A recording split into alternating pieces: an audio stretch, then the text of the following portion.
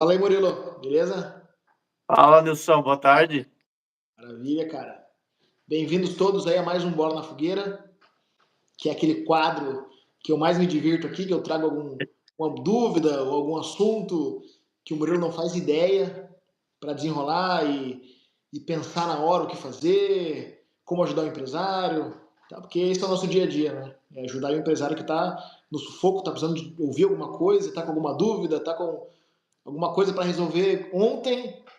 A gente sempre consegue ajudar, né, Murilo? Como é que você E tá na tá? fogueira também, né? Tá lá se queimando com problema lá e a gente tá aqui pra jogar uma água aqui, um balde de água fria aí, pra apagar esse fogo aí. Show. Então, cara, já quero começar trazendo aí, cara, uma reflexão, um questionamento, que é outra coisa que todo mundo cai. Todo mundo cai. Eu quero que você já comece batendo hoje, que é o empresário que mistura dinheiro de empresa com dinheiro pessoal. Eu quero que você fale sobre isso.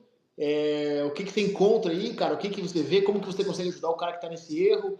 Tem cara que acha que não dá nada, não é? Traz alguma coisa aí pra gente. Ah, esse é um erro muito comum também, né? Um erro muito grave de acontecer. É você ter tua conta bancária lá, você tem teu teu CNPJ e teu CPF na mesma conta. Então, você não sabe mais o que você comprou no teu CPF, o que você vendeu no teu CNPJ, começa a misturar tudo, quando você vê, você já não tem mais caixa.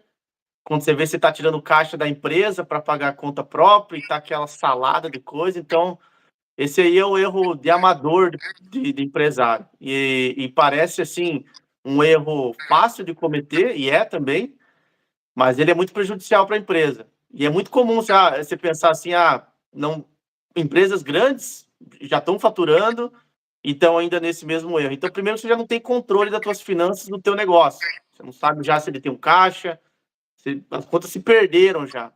Então, quando você perde o controle dessas métricas, desses dados, você começa a não ter estratégia, não consegue ter previsão de quanto você vai faturar no próximo mês, você não tem uma DRE, não tem um balanço financeiro. Isso aí é o maior amadorismo que pode existir, você não vai ser profissional sendo desse jeito, e não vai também escalar o teu negócio, nunca vai conseguir ir adiante se isso fazer. Você pode se manter por um tempo assim, mas não é sustentável no longo prazo, na minha opinião. Isso aí é um erro comum e Comum. extremamente prejudicial. É bem isso, cara. É um erro comum, é uma coisa que a gente vê. Eu não sei te dizer, uma a cada cinco empresas é capaz do cara estar pisando na bola nesse ponto aí, não é? Porque é muito fácil, né, cara? É muito fácil você achar que o dinheiro é tudo teu, que todo dinheiro que entra na empresa é teu, mas não funciona bem assim. Tá? Você não consegue medir o teu trabalho, a tua hora, você não consegue saber o que é caixa da empresa, o que é o caixa que você vai ter que girar, né, o teu capital de giro, você perde Não o tem controle. fluxo de caixa mais, né? Porque você não sabe o que está entrando, o que está saindo. E o capital de giro, cara, quando você não domina isso aí, cara, para você precisar pedir dinheiro emprestado para os outros é de lá para cá. Não, é a receita do fracasso, se você começar a fazer isso. Sim. Então, esse é um ponto que eu já queria trazer, tá? Porque é uma dor que a gente vê, muito comum, e eu quero que você ajude agora, cara, como o conselheiro, eu quero que você traga o que o empresário que está nesse erro tem que fazer para começar a sair. Porque o cara não vai ser de um dia para o outro. Né? Então, o que você diz para esse cara? Que conta que ele tem que fazer de capital de giro para ele poder começar a separar? De prolabore para ele começar a separar? Será que tem alguma coisa que é bom juntar? Ou é bom não juntar nada? O que você traz para esse cara começar a sair desse buraco? Tirar o pé, primeiro pé fora desse atoleiro aí. Nilson, para mim é bom senso, assim, é algo muito simples. Faça duas contas, tem uma conta PJ e tem uma conta CPF. Isso não é difícil de fazer hoje. Então, isso você pode fazer amanhã, se você quiser. Você não precisa esperar trocar o mês. Primeira coisa, separa as duas contas. Tudo que entra na empresa é da empresa, tudo que você gasta no teu CPF no, é da pessoa física. Então, essa divisão, para mim, assim, é primordial a fazer. Não consigo fazer sozinho. Tem várias assessorias que você pode ir atrás, um BPO financeiro, ou tua própria contabilidade que pode ajudar você a organizar melhor essas finanças, mas para mim é muito simples, e aqui a gente fala que o empresário é muito prático. Começa separando as contas. Já começa dividindo o que é da empresa, do CNPJ, e o que é da pessoa física, do CPF. Isso para mim é muito prático. Aqui que você começa a entender que a pessoa jurídica, ela é uma pessoa. Você tem que tratar ela como uma pessoa. É por isso que ela se chama pessoa jurídica. Ela é, obviamente, não é um ser humano, que é ela, mas tem um ser humano por trás. Mas tem que tratar ela como isso. Ela tem gastos, ela tem custos, ela tem despesas, mas ela tem faturamento, ela tem lucro. E não é muito diferente dentro de uma casa. Uma casa você tem entrada, você tem saída, né, para ser um pouco mais simples. Mas para mim, para ser muito objetivo, Nilson, é dividir já as contas. Conta PJ e conta CPF. Não, maravilha. Já é um norte, né, cara? Isso aí realmente tem que fazer isso agora mesmo, né? E posteriormente você vai começar a separar o que é dinheiro da empresa, o que é o dinheiro que a empresa tem que ter para sobreviver. E talvez também você comece a entender o que é um balanço patrimonial, que é algo mais simples do que uma DRE, que é a demonstração de resultado da empresa. O balanço patrimonial é muito mais simples, então você vai começando a tornar a tua empresa mais profissional, que isso são elementos do financeiro de uma empresa profissional. E aos poucos você vai caminhando um pouco melhor a chegar nessa empresa que tem realmente um jeito de empresa, não é mais amador. Isso aí mesmo. E agora eu quero que você me traga algum posicionamento sobre aquela dualidade de empresa. A empresa é rica, a empresa tem que ser rica primeiro, ou o sócio rico primeiro? O que vem na ordem? E por que você acha que a ordem tem que ser assim? O que a gente trabalha aqui, né, Nilson, até com os nossos negócios, pelo menos eu sempre fiz assim, a gente sempre faz assim também, que é aquele lema, não sei quem disse, mas a gente usa bastante, que é empresa rica e empresário pobre. Então, o que eu quero dizer? A tua empresa, ela tem que ter dinheiro. Você é empresário, por enquanto, e durante muito tempo, o empresário ele não tira dinheiro da empresa para lucro. Ele reinveste aquele lucro novamente na empresa, porque realmente a empresa precisa de respiro, precisa de dinheiro. Então, quando você faz a empresa pobre e o empresário rico, você está matando aquela vaca leiteira. Você está matando aquilo que te dá mais leite para querer tirar o leite. Então, você tem que fazer a vaca leiteira ficar funcionando e produzir mais leite. Quanto mais vaca você conseguir comprar, melhor, mais leite você vai conseguir. E você vai ter mais leite para vender. Então, é muito melhor você ter a estratégia de ter empresa rica do que querer ser empresário rico. Você tem que ser primeiro empresário pobre e depois empresa rica. E a gente vê isso, os grandes empresários foram assim. Warren Buffett foi tirar dinheiro depois de muito tempo que ele foi tirar o dinheiro dele. Então, esse talvez seja um dos códigos de você transformar uma empresa sustentável e lucrativa ao longo do tempo. Sempre reinvestindo na empresa, até que o momento ela se torna extremamente lucrativa e aquela porcentagem que você tira, que te torna milionário, ela não balança a empresa, não vai fazer nem cócega no faturamento da empresa, mas o faturamento de CNPJ é muito maior que o faturamento do CPF. Então, aquela porcentagem, embora seja mínima, para a empresa, para o empresário tornar ele milionário. Essa é a batalha, né, cara? Fazer uma empresa ficar muito forte e depois disso você vai engordando, aquele negócio, você vai... Tem muita gente que fala, né? Você não pode colocar todos os ovos na mesma cesta. Se usa muito essa para muitas coisas, né?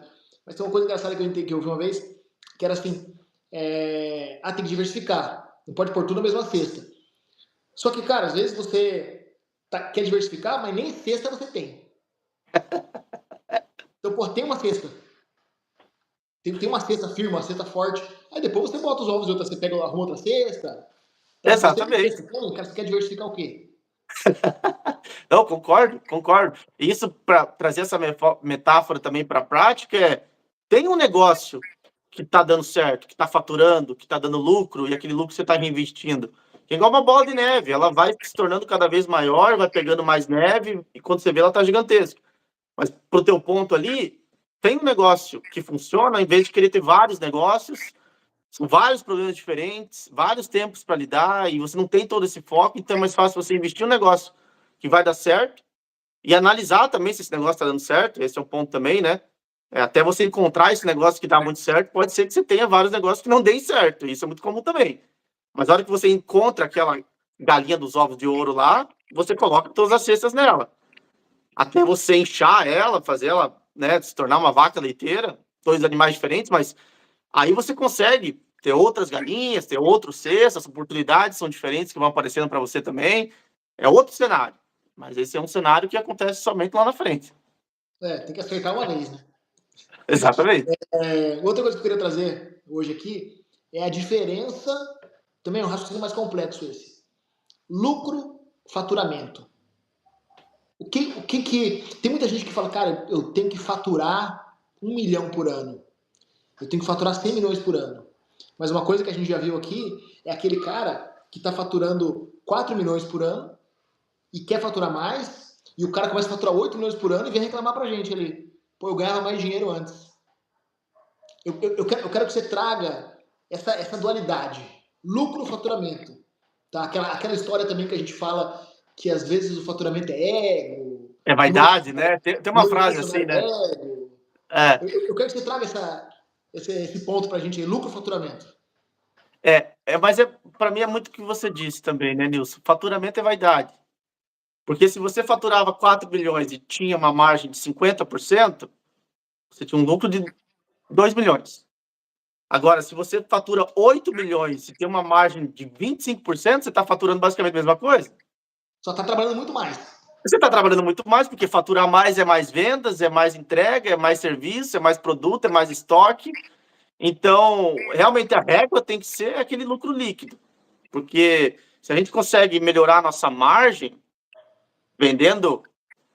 tendo o mesmo faturamento, e a gente traz isso aqui na consultoria também, que alguns pontos você pode parar de ter custo ou despesa, você consegue no mesmo faturamento ter um lucro maior. E é isso que o empresário tem que buscar. Não tem que buscar ter, eu quero ter 100 funcionários, 10 milhões de faturamento, mas com margem de 5%, 10%. Então, é muito melhor você ter o contrário. Ter uma margem muito maior, um lucro líquido muito maior, com menos problema, com menos funcionários. É muito mais controlável também esse cenário. A vaidade, né? Isso é uma coisa que a gente vê, que é comum, né? Não tem que ter mais gente, tem que ter mais gente. Mas para que ter mais gente? Às vezes tem que ter menos gente. Exatamente. Não é? E são algumas coisas que a gente vê o empresário cometendo erro também. Mas claro, né, cara? Eu acho que o cara se emocionar nisso aí é natural.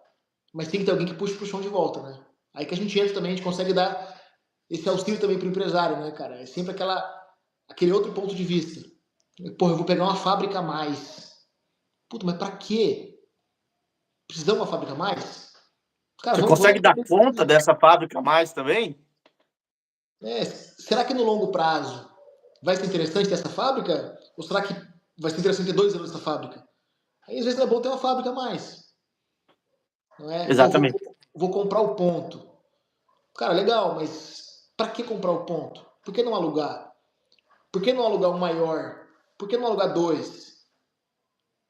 Tá? Então, esse controle, cara, de vaidade, esse controle do ego do empresário... É tirar a emoção do empresário que quer crescer também, que acha que isso também vai fazer ele ter mais lucro, e trazer a razão, tirar a emoção dele e trazer ele para a razão. A razão é o lucro líquido. A razão é que a tua margem, o faturamento, ela é uma parte aí que a gente tem menos vaidade, por assim dizer. Né?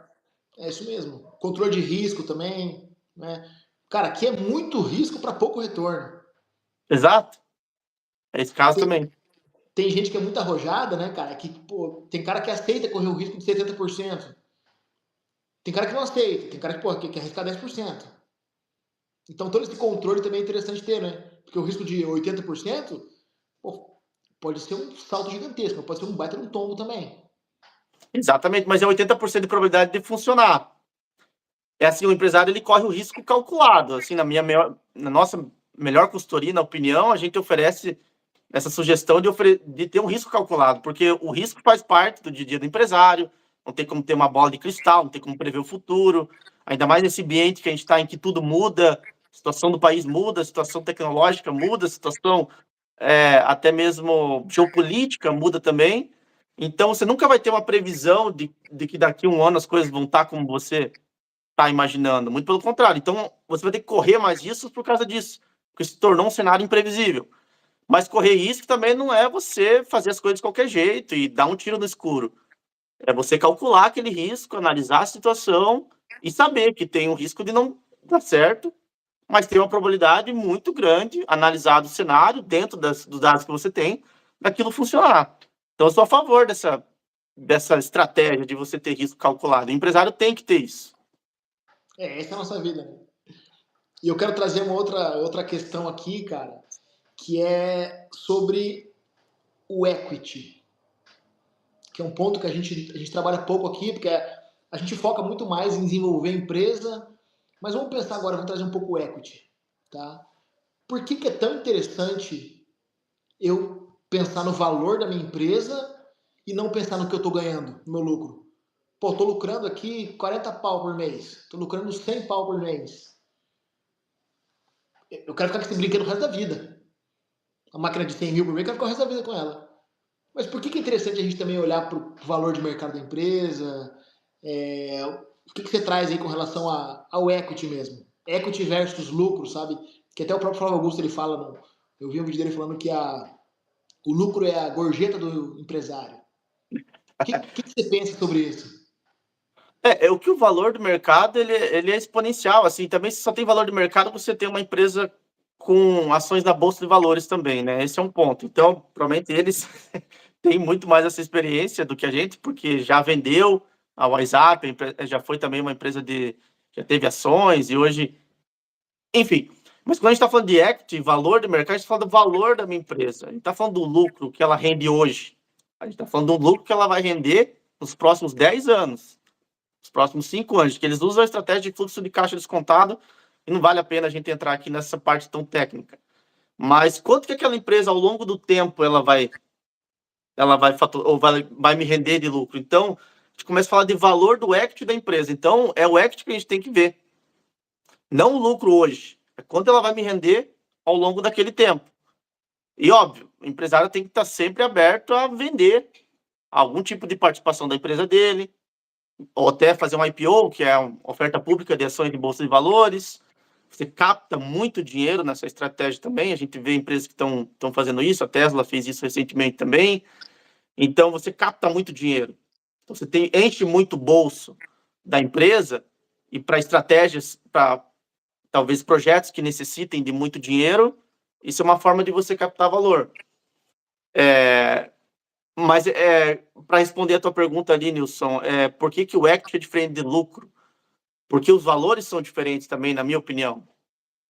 Quando a gente está falando de equity, é o valor da empresa ao longo do período mesmo. Então, é construir valor da tua empresa ao longo do tempo. Ela é muito melhor do que você somente ficar pensando no lucro que ela tem hoje. Se fosse fazer uma síntese assim, sabe?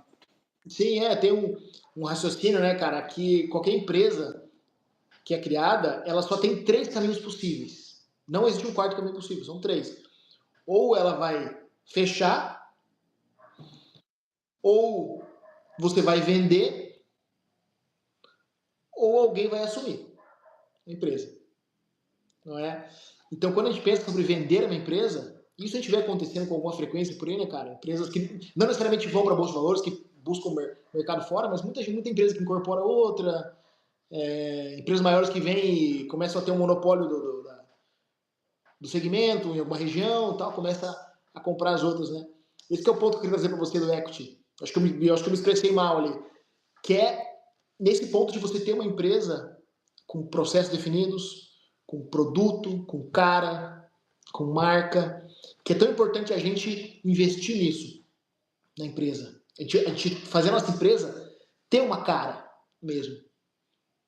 Porque aí ela começa a ser atrativa caso alguém queira comprar. Tem muita gente que acha que vender uma empresa é fracasso. Mas eu conheço empresários que o trabalho deles é fundar empresas para vender. Fundar empresas e vender. Eu conheço, inclusive, escritórios de advocacia que são especialistas em M&A. Que é isso aí, né? De fusão, compra, venda de empresa, porque justamente, né, cara, é uma coisa que eu vejo que o empresário, ele tem que, assim que possível, já começar a pensar sobre isso. Pô, eu tenho que formatar minha empresa, porque a empresa vai ter um futuro. E Não porque quem é? está de fora, né, quem vai ver de fora, vai analisar o valor da tua empresa em relação aos processos, em relação ao próprio branding, ela vai analisar tudo. Então, se você está com tudo bem definido dentro da tua empresa, não está somente vendo para vendas e faturamento, e vendas e lucro, mas está vendo processos, você está vendo organização, governança, está vendo gestão, é, processo também em relação a pessoas. Tudo isso é analisado de fora depois para um investidor, e você não precisa vender todas as cotas da sua empresa. Mesmo que ela não tenha sido um IPO, você pode vender cotas da tua empresa. Você pode Sim. vender 10%, 20%. E se cada 1% for 500 mil, 1 milhão? Você vende 10%, você bota 20 milhões no bolso. Então, é exatamente isso. Você torna atrativa para esse investidor de fora, a tua cota se justifica valer mais, custar mais, ser mais cara, o valor da tua empresa é maior. E analisando quando é que você teria uma empresa que faria 1 milhão tão rápido assim quanto você vender uma cota. 1 milhão aqui por uma cota. Ou 10 milhões. Quanto tempo você leva para fazer 10 milhões dentro da empresa também? Então, esse ponto que você trouxe de equity e lucro, talvez seja isso. Não somente ver em termos de lucratividade, vendas e lucratividade, aquele jeito agressivo, mas ver como você pode pôr valor na tua empresa. Através de tudo isso que eu disse, processos, cultura, gestão, governança, tudo isso é analisado de fora. Isso faz a tua cota da tua empresa hoje, se for responsabilidade limitada, ter um valor maior também. Sim, é isso mesmo. E não é uma coisa ruim, né, cara? Longe disso, né? É uma coisa muito boa, porque tem muita gente que fala, não, mas eu vou vender 20% da minha empresa, botar outra pessoa aqui dentro. Cara, o raciocínio que a gente tem que ter. Pô, você prefere 100% desse bolo aqui, ou 80% de um bolo do tamanho de uma casa? E Porque outro muitas ponto, vezes... você tem a maioria ainda, né? Mas pode continuar. Cara, porque muitas vezes, quando você faz isso, claro que você olha para o dinheiro que vai entrar, é importante, mas eu vejo que se a empresa está dando certo, esse dinheiro não é o mais importante. O mais importante é a capacidade de crescimento que você vai ter. Porque, pô, às vezes, você vai estar trazendo alguém para dentro, vai estar vendendo para essa empresa, mas a pessoa tem um canal de vendas que você não tem. A pessoa tem um network que você não tem. Às vezes, quer comprar um pouco da tua marca, porque a pessoa já tem uma rede que você vende ali naquela rede. Aí você, com esse contato, muitas vezes você consegue, você ganha muito, você ganha uma escala gigantesca por vender 20% da empresa. Tá? Exatamente. E agora, um pouco mais abusado ainda, nem sempre é ruim você vender mais de 50% da empresa. Eu já não gosto muito. Eu nunca venderia. Nunca Mas vendi, nunca. É. não é tão ruim se você for pensar em alguns casos. Trazendo ali um Depende de qual Shark Tank. estágio a gente está também, né? Isso. Trazendo um Shark Tank, por exemplo, que eu lembro que tinha o cara que era o Apolinário, que era dono da Polishop, um senhor de um canal de vendas. E o cara que estava fazendo pitch para eles ali, com um produto que se vende em shopping, por exemplo. E o cara, não, eu quero 60% da empresa. Aí você fala, cara, beleza, eu estou faturando 100 mil, eu vou faturar 4 bilhões desse cara? Então, nem sempre, depende do negócio. Não é porque, pô, às vezes a Exatamente. tua escala é... Inclusive, tem cara que quer comprar 100% do negócio. 100% eu não gosto. Aí eu... Depende de quanto, né? Também. Você faz um valuation muito grande também. Porque a gente tem um valor. O empresário tem um valor. Não vem com essa história. Ele tem um valor. Né? Porque você vem hoje, quero 100% da tua empresa e eu vou te dar 25 milhões, 30 milhões. E você faz um fluxo de caixa descontado, você vê que ela, na verdade, está valendo 15, 20. Você tem que analisar. Você consegue fazer 10 milhões em 1 ano, 2 anos, 5 anos? É mais fácil você pôr esse... Então, eu acredito que tudo tem um valor, mas eu também não gosto. Porque o brinquedo é meu, eu sei como operar, eu já tenho a expertise do negócio, eu posso fazer esse 10 milhões também daqui de 1 ano, 2 anos. Então, eu sei que quem vai comprar vai fazer isso e vai ganhar mais depois. Então, mas eu acredito que tem um preço. Não, eu já vendi empresa 100%. Já vendi, depende muito do segmento, mas os segmentos que eu trabalho hoje, eu sempre ia querer um pedacinho, sabia? Isso eu penso, não, cara, que eu fico com a participação dos lucros mínima. Mas e se o cara fizer meu brinquedo ser unicórnio? É, exatamente. Então Dez hoje eu por penso, cento de 1 bilhão, né? 10% de 1 bilhão é 100 milhões. sim, isso mesmo. Isso Ah, mesmo. ah, Então são pontos ali, cara, que são. O empresário ele tem que estar muito atento. Essa sequência que eu quis trazer para a gente conversar hoje era muito com relação a esse ponto, tá? Ego, gestão das emoções do empresário, parte financeira, o cara olhar para o dinheiro que é da empresa, o dinheiro que é dele. Porque se você não tem essa estrutura mínima, que cara, realmente é base de uma empresa, se você não tem esse básico da empresa, cara, você nunca vai conseguir estruturar processos mais complexos. Você está correndo muito risco de quebrar a sua empresa. Você não vai conseguir fazer uma sucessão da tua empresa. Você não vai conseguir pensar em vender a tua empresa, incorporar, comprar uma empresa de forma nenhuma também. Então, por isso que é uma escadinha, não é? A gente fala muito sobre isso. Pô, cara, uma empresa tem o passo a passo, tem as prioridades para serem cumpridas. Né? E a gente, cara, como conselheiro, nunca pode deixar o empresário esquecer disso. Tem o passo a passo, tem o beabá, tem o que tem que fazer agora. Não pode ser amanhã, tem coisa que tem que ser agora.